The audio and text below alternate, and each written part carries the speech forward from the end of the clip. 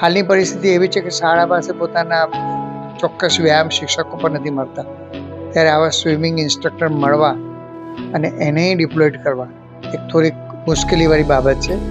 તો સુરક્ષા અને સલામતી આ બહુ જ મહત્વની બાબત છે.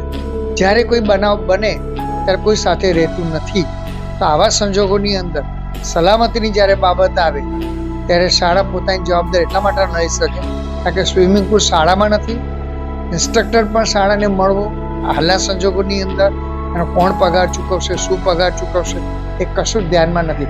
વડોદરા મહાનગરપાલિકા દ્વારા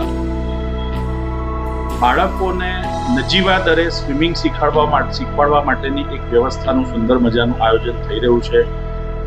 સમગ્ર નગર પ્રાથમિક શિક્ષણ સમિતિ દ્વારા 121 શાળાના 50,000થી પણ વધુ બાળકો માટે જે તે કેટેગરી કે પાત્રતા મુજબ સ્વિમિંગ શીખવાડવા માટેનું સુચારું આયોજન અમે કરીશું.